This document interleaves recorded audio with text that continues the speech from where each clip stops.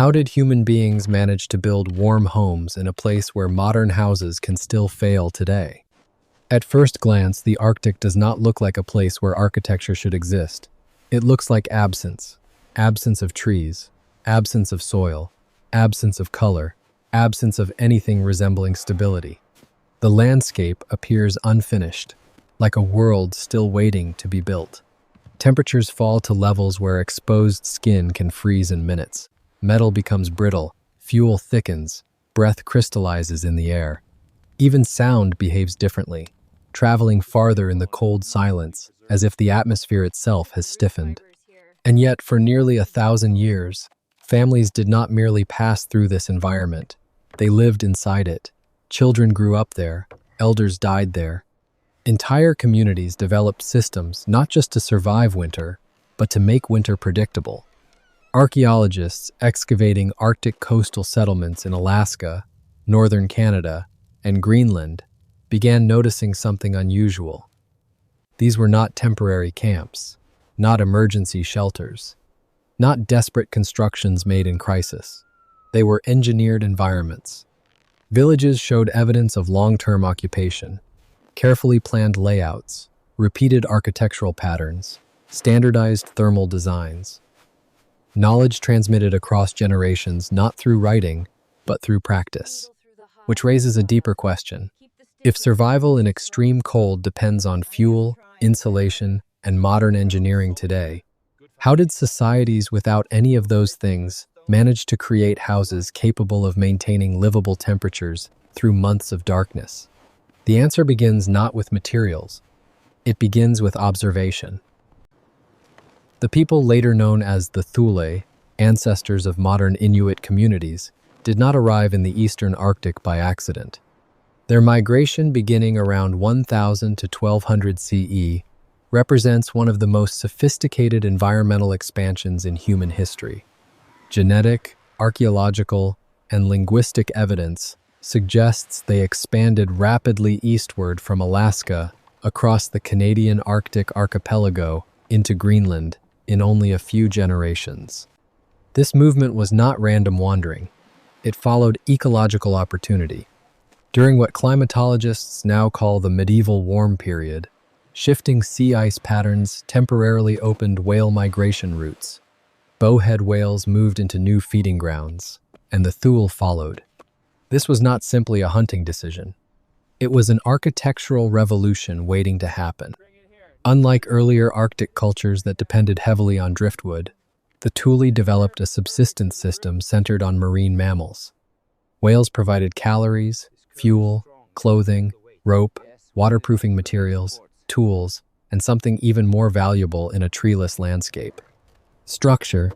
A single bowhead whale could weigh over 60 tons. Its skeleton alone provided thousands of kilograms of strong, curved, load-bearing material shaped by evolution into natural compression arches. To a modern engineer, these bones look like prefabricated structural components. To the Thule, they became exactly that.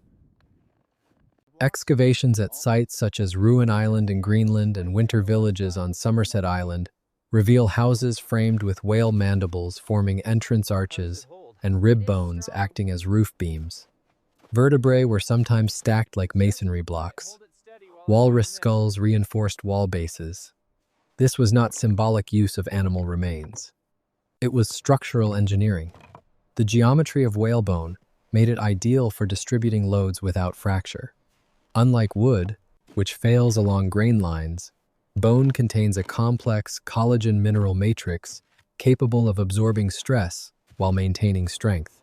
Modern materials science confirms what these builders already understood through experience. Bone has remarkable compression resistance, combined with slight flexibility, making it highly resistant to catastrophic failure. Even more remarkable is how these materials were assembled.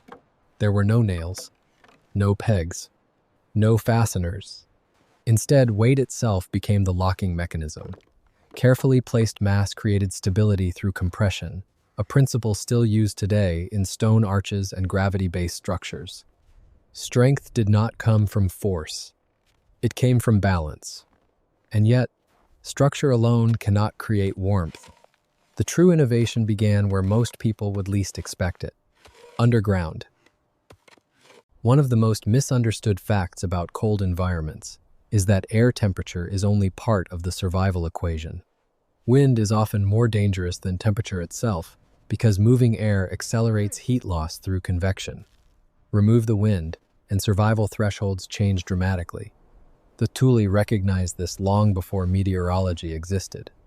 Instead of building upward into exposure, they built downward into stability. Semi-subterranean construction reduced surface exposure while surrounding the living space with earth that changed temperature very slowly. Permafrost soil, despite being frozen, maintains relatively stable temperatures compared to air extremes. While surface air might swing from summer thaw to lethal winter cold, subsurface temperatures fluctuate far less. Modern passive house architects would recognize this principle immediately. Thermal mass stabilizes environments. By excavating shallow depressions and embedding structures partially underground, Arctic builders created natural temperature buffers. The Earth acted as insulation, not by being warm, but by being stable. Stability is sometimes more valuable than warmth. Wind passed overhead. Heat stayed inside. Energy demands dropped before a fire was even lit. Over these skeletal frames and excavated depressions came one of the most sophisticated natural insulation systems ever used in human construction: living sod. Blocks of tundra were cut like bricks, containing moss, grasses, roots, and frozen soil woven together by slow Arctic plant growth. Each block was dense, moisture-rich, and structurally cohesive. Placed correctly, these blocks did something extraordinary. They continued living. Roots remained active during warmer months, gradually binding neighboring blocks together. Instead of degrading like many materials, these walls could actually increase cohesion over time. Cracks did not widen. They healed. Few modern buildings can claim that property. Ethnographic records from Inuit communities describe careful placement of sod with vegetation facing inward. This was not aesthetic. It was biological engineering. Living systems were integrated into architecture. Above this layer, snow accumulated naturally. Snow appears cold, but its insulating power comes from trapped air pockets. Fresh snow can contain over 90% air, making it one of nature's most effective insulating materials when undisturbed. Storms improved insulation. Winter reinforced the house. The environment became part of the design rather than something resisted. At the center of this carefully balanced system burned a flame that would appear insignificant to modern observers: the quillic. Carved from soapstone, this shallow oil lamp burned seal or whale oil using moss wicks. Its flame was not dramatic. It did not roar. It did not flare. It endured. Soapstone was not chosen randomly. Its high heat capacity allowed it to absorb and radiate warmth gradually, smoothing temperature fluctuations. Even after the flame dimmed, stored heat continued radiating. The quillic provided light, heat, cooking capability, water production through ice melting, clothing drying, and psychological stability during months without sunlight. In many Inuit traditions, tending the lamp was among the most important household responsibilities, often associated with women whose knowledge determined survival outcomes. The lamp was technology, but it also created a lethal danger. Combustion consumes oxygen and produces carbon monoxide. In a sealed environment, the same flame that preserved life could silently end it. This created an engineering paradox. How do you ventilate a house without losing its heat? The solution would demonstrate a deep, intuitive understanding of fluid physics. Entrance tunnels were not simple doorways. They were temperature regulators. Instead of opening directly into living spaces, Arctic winter houses used downward-sloping entrance passages that then rose into the main room. This design exploited the density difference between cold and warm air. Cold air sinks. Warm air rises. When cold air entered the tunnel, it settled into the lowest point, effectively trapping itself below the living platform level. Meanwhile, warm interior air could not easily descend into the tunnel because buoyancy kept it elevated.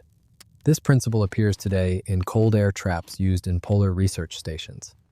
At the highest point of the roof, small ventilation openings allowed smoke and stale air to escape slowly. This created gentle pressure differences that pulled fresh air inward through the lower tunnel.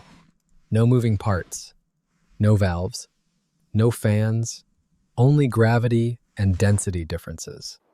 The house breathed because physics demanded it, and the occupants understood just enough of those rules to shape them. Interior layout followed thermal gradients with remarkable precision. Sleeping platforms were elevated because warmer air accumulated above. Storage areas remained near the floor, where colder air settled. Food preservation zones required no separate infrastructure because the house itself created temperature layers. This was environmental zoning without mechanical systems. Anthropologists studying these interiors have noted how spatial organization reflected both physics and social life. Work areas, cooking spaces, tool storage, and sleeping zones formed around predictable heat patterns. Architecture became climate choreography. Nothing was random. Even social customs aligned with thermal efficiency. Shared sleeping platforms reduced exposed surface area. Clothing systems using layered caribou skins trapped body heat efficiently. Activities followed daylight cycles when possible to conserve fuel. Energy efficiency was not ideology. It was survival mathematics. By the late 19th and 20th centuries, colonial influence introduced imported housing designs into Arctic regions. These structures often ignored centuries of accumulated environmental knowledge. Rectangular forms increased wind exposure. Large windows increased heat loss. Thin walls lacked thermal buffering. Dependence on imported fuel created vulnerability. Historical reports document severe heating failures in some early prefabricated northern housing. Knowledge that had evolved through environmental feedback was temporarily dismissed as primitive. Today, the perspective is reversing. Climate scientists and sustainable architects now study traditional Arctic housing as examples of passive climate adaptation. Concepts like thermal mass, passive ventilation, earth sheltering, and adaptive insulation appear strikingly similar to modern green building principles. What was once dismissed as survival improvisation now appears as ecological intelligence. Sometimes, progress forgets what experience already solved, and sometimes it has to rediscover it. The greatest lesson of these Arctic houses is not about materials. It is about relationship. These builders did not attempt to dominate their environment.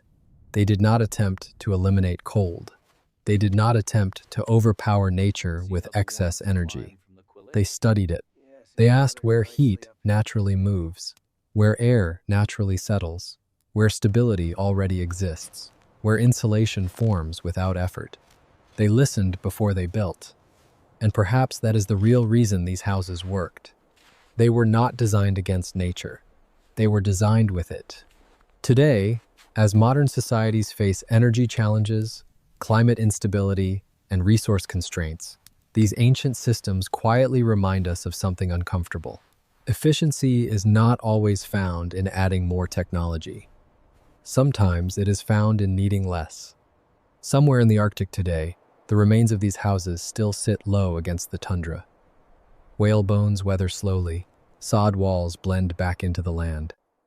Snow still falls over shapes designed centuries ago.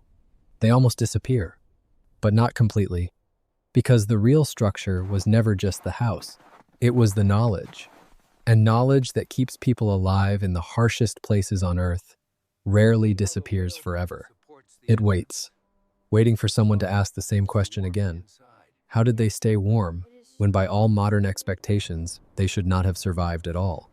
If you find yourself drawn to the forgotten engineering of ancient survival, the quiet intelligence hidden inside historical landscapes, and the systems our ancestors built by understanding rather than conquering the natural world, you may find more journeys like this inside prehistoric shadows, where the past is not just remembered, it is examined. Because sometimes, the most advanced technologies in human history were not the loudest inventions. They were the quiet solutions that allowed families to see another spring. And sometimes, the greatest human achievement was not defeating nature. but learning how to live inside its rules